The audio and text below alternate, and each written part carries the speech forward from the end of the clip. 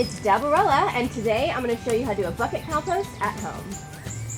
So just to give you an idea, in the winter months we actually compost here, but in the summer it brings a lot of nasty bugs. It can bring like critters, animals. Obviously it's decomposing matter, so you don't want rats or anything else coming into your yard.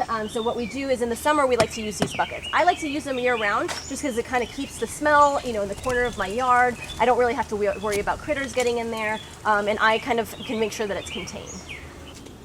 So the first thing is that you need a bucket. You can buy these at Home Depot or Lowe's for about $5 or $6. The biggest thing you need to do is make sure that it has a lid.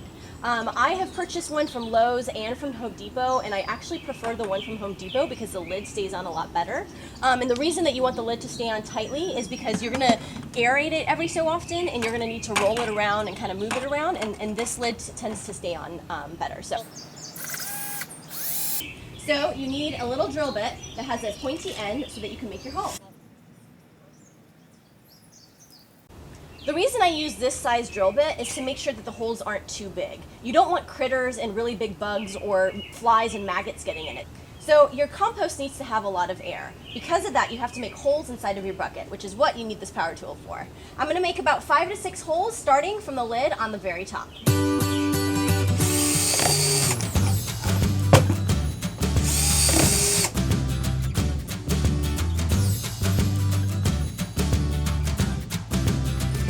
I put about 10 to 15 holes every couple inches, and I make sure to get it from the bottom to the top.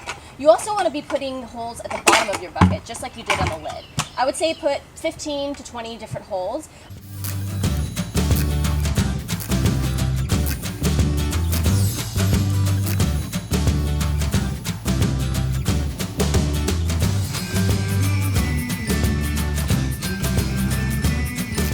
So to have a good compost, you want a layer. The layers are going to be carbon and nitrogen. To start out though, what I do is I get a bunch of branches. These are just branches that were falling all over my yard. Put this at the bottom of the compost, and you just want to kind of pile it up. What this does is kind of help you have a good base, and it'll also help it aerate. And this is a good source of having some dead brown material in your compost.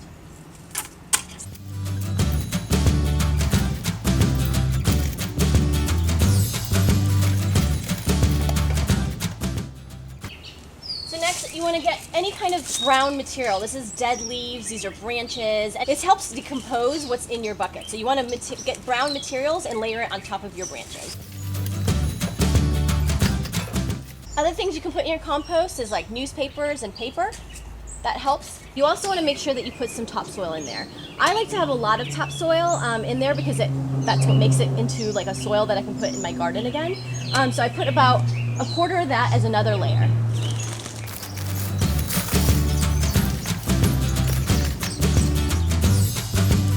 That you just want to layer carbon, nitrogen, green, brown, green, brown. Once you get a couple layers in, you can start putting your compost materials. This can consist of anything from tea, any leftovers of anything alive that you eat. So I make a lot of salads, and I like to put the different pieces. So the broccoli, any sort of pieces of lettuce, this is from grapes, really just anything. We drink a lot of tea at this house, so our tea leaves are supposed to be really good for compost. I just basically every once in a while come and put it in there. Just dump it all in. Now this is obviously a new compost bucket, so I haven't filled it with a lot of materials yet.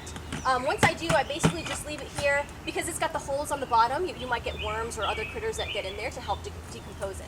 I just make sure that the lid is on tight, and every so often you want to aerate it. When it's light, I can do it like this, or you can just roll it on the ground. And basically the reason for that is you have to have air inside of your bucket in order for it to decompose. You also have to make sure that it has water. So here in Georgia, it actually rains quite a bit, so I don't really have to water it that often. You just want to make sure that it's damp enough. But you can, when I was in California, I would add water every so often. The aerating and the dampness helps the decomposing happen a lot faster.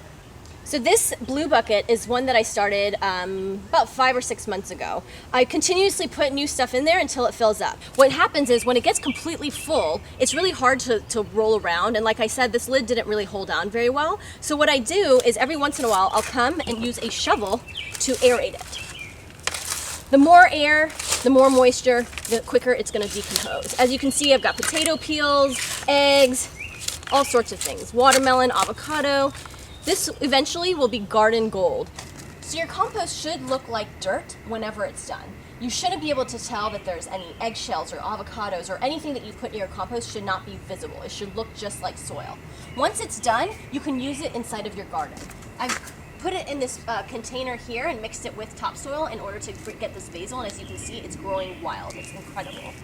I've also used it back here with the cilantro. As you can see, it's absolutely amazing how quickly it has grown. And this is parsley over here. As you can see, it's grown wildly as well. So it's a very good way to grow your herbs, your gardens, as well as your flowers.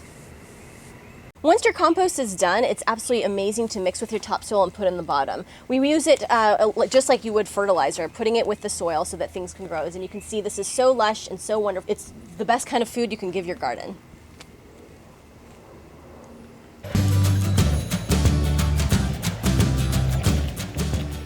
So one of the things that I do when I'm composting, because it is trash and it will start smelling, is try to get a container that is air sealed. I use this right here, and basically, you know, as I peel my potatoes or eat my bananas, I put the peels and tea leaves and, you know, anything that I'm going to use in my compost, which I will throw in here inside of my house, and I'll take it out about once a week. Composting is incredible for your garden, incredible for your herbs, and it's just good for the earth. I started doing it, and when I was in California, my trash bin that you put out for the garbage man to come literally was down to a quarter of what I used to use. It is incredible the amount of compost that you put in your trash that could be used to better the earth. It's cleaner, it's safer, and it's great for your own garden.